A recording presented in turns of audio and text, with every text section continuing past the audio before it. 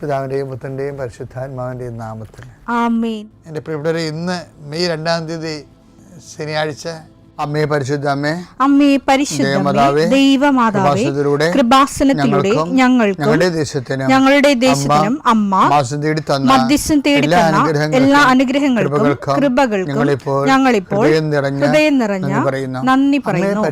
അമ്മേ പരിശുദ്ധമേ, ദൈവമാതാവേ, 2004 ഡിസംബർ 7 ഉച്ചകഴിഞ്ഞ് 2:30 കൃപാസനത്തിൽ സംഭവിച്ച അമ്മയുടെ പ്രത്യക്ഷപ്പെടലിനെ കുറിച്ച് തിരുസഭയ്ക്ക് സമർപ്പിച്ചിരിക്കുന്ന പഠനരേഖകളുടെ മേൽ സഭാത്മകമായ പഠനം ആരംഭിക്കുവാൻ ഞങ്ങൾ പ്രാർത്ഥിക്കുന്നു. അമ്മേ പരിശുദ്ധമേ, ഭൂസ്വർലോകങ്ങളുടെ രാജ്ഞിയായ അങ്ങേയ്ക്ക് ഭൗമസംരക്ഷണത്തിനായി പ്രപഞ്ചപ്രകൃതിയെ തന്നെ തിരുസഭ പ്രതിഷ്ഠിക്കുവാൻ ഈ പ്രത്യക്ഷീകരണം വഴി ഇടയാക്കണമേ. പരിശുദ്ധമേ, ജപമാല മാതാവേ, സകല കൃപാസനം പ്രാർത്ഥനയോടും ചേർത്ത് ഞങ്ങളിപ്പോൾ പ്രാർത്ഥിക്കുന്ന ഈ കുടുംബത്തിന്റെ പ്രത്യേക നിയോഗം പറ മക്കളെ.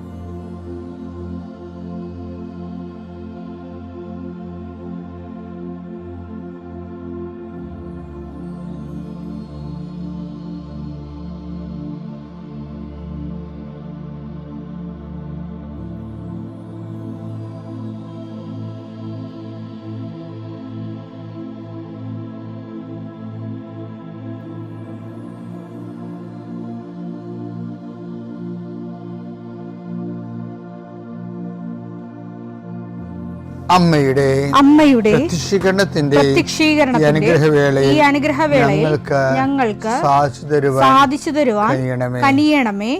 ആമേൻ. വിശ്വാസ പ്രമാണം.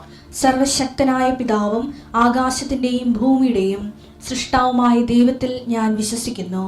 അവിടുത്തെ ഏകപുത്രനും ഞങ്ങളുടെ കർത്താവുമായ ഈശോമിശിഹായിലും ഞാൻ വിശ്വസിക്കുന്നു. ഈ പുത്രൻ പരിശുദ്ധാത്മാവിനാൽ ഗർഭസ്ഥനായി കന്യകാമറിയത്തിൽ നിന്ന് പിറന്ന് പൊന്തിയോസ് പീലാത്തോസിന്റെ കാലത്ത് പീഡകൾ സഹിച്ച് കുരിശിൽ തറയ്ക്കപ്പെട്ട് മരിച്ച് അടക്കപ്പെട്ട് പാതാളങ്ങളിൽ ഇറങ്ങി മരിച്ചവരുടെ ഇടയിൽ നിന്ന് 3-ാം നാൾ ഉയർത്ത് സ്വർഗത്തിലേക്ക് എഴുന്നള്ളി സർവശക്തിയുള്ള പിതാവായ ദൈവത്തിന്റെ വലതുഭാഗത്തിരിക്കുന്നു. അവിടെ നിന്ന് ജീവിക്കുന്നവരെയും മരിച്ചവരെയും വിധിക്കുവാൻ വരുമെന്നും ഞാൻ വിശ്വസിക്കുന്നു. പരിശുദ്ധാത്മാവിലും ഞാൻ വിശ്വസിക്കുന്നു. വിശുദ്ധ കത്തോലിക്കാ സഭയിലും പുണ്യവാന്മാരുടെ ഐക്യത്തിലും പാപങ്ങളുടെ മോചനത്തിലും ശരീരത്തിന്റെ ഉയർപ്പിലും നിത്യമായ ജീവിതത്തിലും ഞാൻ വിശ്വസിക്കുന്നു. ആമേൻ. സുഖസ്ഥനായ ഞങ്ങളുടെ പിതാവേ, അങ്ങയുടെ നാമം പൂജിതമാകണമേ. അങ്ങയുടെ രാജ്യം വരണമേ. അങ്ങയുടെ തിരുമനസ് സ്വർഗത്തിലെ പോലെ ഭൂമിയിലും ആകണമേ. അന്നു വേണ്ടുന്ന ആഹാരം ഇന്ന് ഞങ്ങൾക്ക് തരണമേ. ഞങ്ങളോട് തെറ്റ് ചെയ്യുന്നവരോട് ഞങ്ങൾ ക്ഷമിക്കുന്നത് പോലെ ഞങ്ങളുടെ തെറ്റുകൾ ഞങ്ങളോടും ക്ഷമിക്കണമേ. ഞങ്ങളെ പ്രലോഭനത്തിൽ ഉൾപ്പെടുത്തരുതേ, തിന്മയിൽ ഞങ്ങൾ രക്ഷിക്കണമേ. ആമേൻ. നന്മ നിറഞ്ഞ മറിയമേ, സ്വസ്തി. കർത്താവ് അങ്ങയുടെ കൂടെ സ്ത്രീകളിൽ അങ്ങ് അനുഗ്രഹിക്കപ്പെട്ടവളാകുന്നു. അങ്ങയുടെ ഉദരത്തിൻ ഫലമായി ഈശോ അനുഗ്രഹിക്കപ്പെട്ടവനാകുന്നു. പരിശുദ്ധ മറിയമേ, തമ്പുരാന്റെ അമ്മേ, പാപികളായ ഞങ്ങൾക്ക് വേണ്ടി ഇപ്പോഴും ഞങ്ങളുടെ മരണസമയത്തും തമ്പുരാനോട് അപേക്ഷിക്കണമേ. ആമേൻ. കർത്താവേ, നിന്റെ ഉന്നതമായ നാമത്തിന് സ്തോത്രം ചെയ്യുന്നു. കർത്താവേ, നിന്റെ വിശുദ്ധ പൗരോഹിത്യത്തെ മഹത്വപ്പെടുത്തണമേ. കർത്താവേ, സഭയിലുള്ള സാന്നിധ്യം പ്രകടമാക്കണമേ. 40 വർഷം ഞാൻ അർപ്പിച്ച കുർബാനയുടെ യോഗ്യതയാണ്.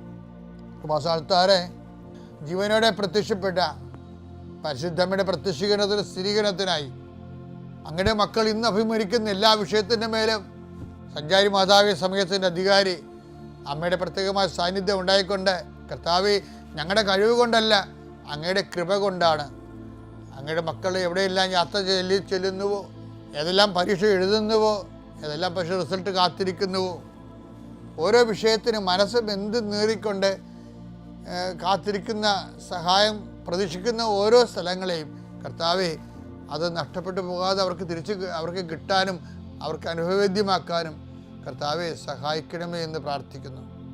നഷ്ടപ്പെട്ടു പോകുന്ന സ്ഥലങ്ങൾ നഷ്ടപ്പെട്ടു പോകുന്ന ബന്ധങ്ങൾ, നഷ്ടപ്പെട്ടു പോകുന്ന കരാറുകൾ, ഇങ്ങനെ നഷ്ടപ്പെട്ടു പോകാൻ സാധ്യതകളെല്ലാം കർത്താവിൻ്റെ നാമത്തിൽ ബന്ധിക്കുന്നു.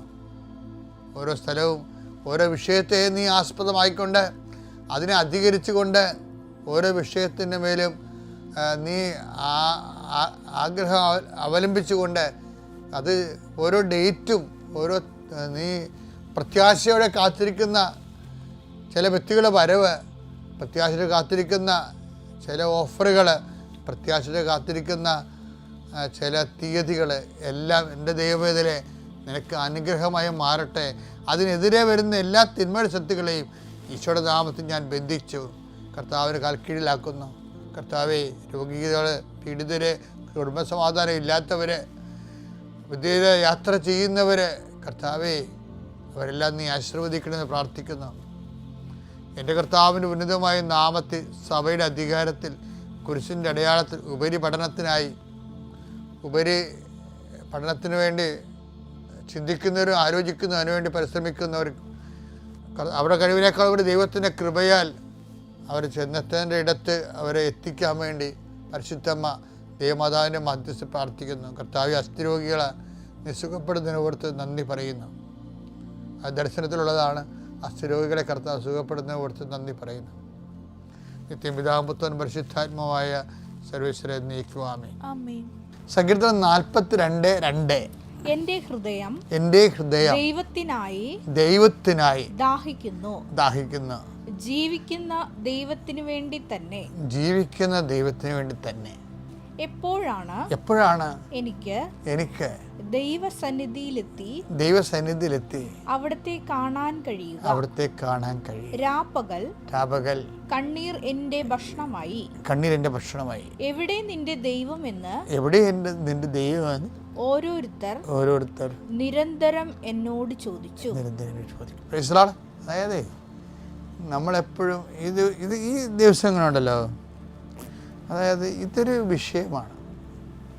പല ആൾക്കാർക്കും ഭയങ്കര ദാഹമാണ്. പക്ഷേ എന്ത് സംഭവിച്ചു കഴിഞ്ഞാൽ കുറേ നാൾ കഴിയുമ്പോൾ നമ്മൾക്ക് നമ്മുടെ പ്രാർത്ഥനകൾക്ക് അമിത ഭാരം വെക്കും. അതിൻ്റെ കാരണം വെച്ച് കഴിഞ്ഞാൽ കുറേ നാൾ കഴിയുമ്പോഴേ ഇപ്പം ഇവിടുത്തെ ഈ സങ്കീർത്തനത്തിൻ്റെ സത്യസന്ധമായ ഭാരക്കുറവുള്ള പ്രാർത്ഥന കാരണം പറക്കാൻ എളുപ്പമാണ്. എന്താ കാര്യം?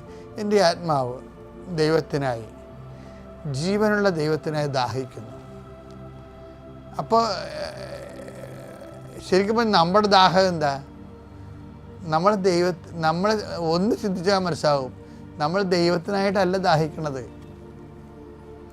ദൈവത്തിൻ്റെ ആനുകൂല്യത്തിനായിട്ടാണ് ദാഹിക്കുന്നത്. എൻ്റെ ആത്മാവ് ദൈവത്തിനായി എന്നല്ല, ദൈവത്തിൻ്റെ അനുഗ്രഹത്തിനായി ദാഹിക്കുന്നു. അങ്ങനെ ഒരു കാലം മുഴുവൻ തുടർന്നുള്ള അവസ്ഥ എന്താ? അപ്പോൾ പ്രാർത്ഥനയ്ക്ക് ഈട് വെക്കും. പിന്നെ ഒരു കാലത്ത് ഇത് പൊങ്ങത്തില്ല. പല ആൾക്കാരുടെയും പ്രാർത്ഥന ഭാരപ്പെട്ട പ്രാർത്ഥനയാണ്. കാര്യം എന്താണ്? ഇവർ ദൈവമായിട്ടുള്ള ഇടപാട്. ഇപ്പം ചിലർ ചോദിക്കണേ, എന്തിനാ എന്താ ഇപ്പം പള്ളിയിൽ നിന്ന് മാറണില്ല? അപ്പോൾ തിരിച്ച് പള്ളി പോകാത്തവരോട് നമ്മൾ പറയുമ്പോൾ നിങ്ങളൊന്നും കാണുന്നില്ലല്ല. ഞങ്ങൾ വലിയ പാപികളൊന്നും ഇല്ലേ. അപ്പോൾ എന്നിട്ട് നമ്മൾ പാപികളുമായി തന്നെയല്ല, അവർക്ക് അതിനൊക്കെ ആവശ്യമില്ലെന്നാണ് പറയണത് പള്ളിയിൽ പോകണ്ട.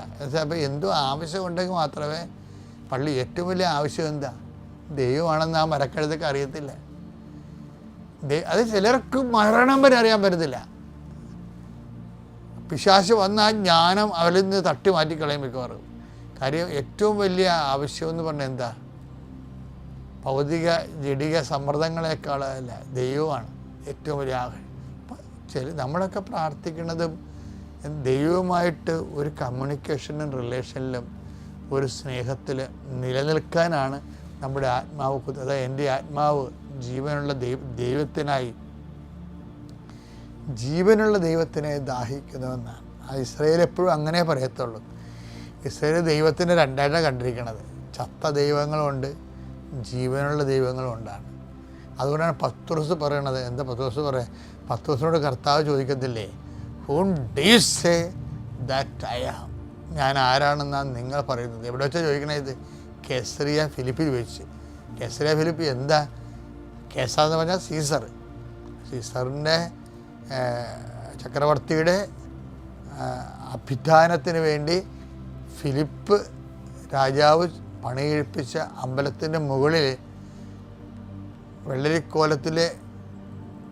വെള്ളരിക്കോലങ്ങളെപ്പോലെ എന്നാണ് പറയുന്ന ബറൂക്കിൻ്റെ പുസ്തകമില്ലേ, കണ്ണുണ്ട് കാണുന്നില്ലാത്ത വിഗ്രഹങ്ങൾ. അപ്പോൾ എന്ന് വെച്ചാൽ അവർ അടയാളമായിട്ടല്ലല്ലോ, അവർ വിഗ്രഹമായിട്ട് തന്നെ ദൈവമായിട്ടാണ് കാണുന്നത്. നമ്മളൊക്കെ അതിനെ അടയാളമായിട്ടും പ്രതിരൂപമായിട്ടൊക്കെയാണ് പ്രതിച്ഛായിട്ട് കാണും. അപ്പൻ്റെ അമ്മയുടെയൊക്കെ രൂപങ്ങൾ നമ്മൾ വെക്കുന്നില്ലേ, ആദരവോടെ കാണും. അതിനൊരു ആ പരിശുദ്ധ അമ്മയ്ക്ക് കൊടുക്കുന്ന ആദരവാണ് നമ്മൾ കൊടുക്കുന്നത്. പക്ഷേ അത് സ്നേഹത്തിൻ്റെ ഭക്തിയുടെ വേറെ ഒരു തലമാണത്. പക്ഷേ ഇതങ്ങനെ ചിലരങ്ങനെയല്ല, ചിലർ അതാണെന്നതിനാണ് അവർ വിശ്വസിക്കുന്നത്. അപ്പം അതുകൊണ്ട് പത്രോസ് പറയും, നീ ഇതുപോലെയുള്ള ദൈവമല്ല, ഈ സീസറിൻ്റെ ക്ഷേത്രത്തിൻ്റെ മുകളിലിരിക്കുന്ന പോലെയുള്ള വിഗ്രഹം പോലെയുള്ള ആളല്ല, നീ ജീവനുള്ള ദൈവത്തിൻ്റെ പുത്രനായ മിശിഹായാണെന്ന് പറയുന്നത് ആ അർത്ഥത്തിലാണ് ശരിക്കും പറയണത്. അപ്പം ആത്മാവ് എപ്പോഴും നിങ്ങൾ വീട്, ജോലി, വിവാഹമെന്നും പറഞ്ഞ് ഭൗതിക ആനുകൂല്യത്തിന് വേണ്ടി ദൈവത്തിനെ എപ്പോഴും സമ്മർദ്ദത്തിൽ ഇങ്ങനെ ആശ്രയിക്കുന്നതിൻ്റെ ഒരു ദൈവത്തിന് വേണ്ടി എപ്പോഴെങ്കിലും ദൈവത്തിന് തോന്നണം. ഒരിക്കലെങ്കിലും ദൈവത്തിന് അങ്ങനെ തോന്നിയില്ലെങ്കിൽ നമുക്ക് ദൈവമായിട്ട് മുന്നോട്ട് പോകാൻ പറ്റത്തില്ല. എൻ്റെ ആത്മാവ് ദൈവത്തിനായി, ജീവനുള്ള ദൈവത്തിനായി ദാഹിക്കുന്നു.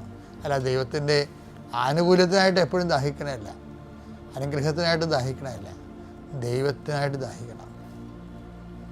അങ്ങനെയാണോ നിൻ്റെ ജീവിതമെന്ന് ഒരു ഇൻട്രോസ്പെക്ഷൻ മനസ്സിലിരുത്തി നോക്കിയാൽ, ദൈവത്തിന് വേണ്ടി കൊതിക്കാൻ തുടങ്ങിയ പിന്നെ പ്രാർത്ഥനകളെല്ലാം സിമ്പിളാകും. പിതാവിൻ്റെയും പുത്രൻ്റെയും പരിശുദ്ധാത്മാവിൻ്റെയും നാമത്തിൽ.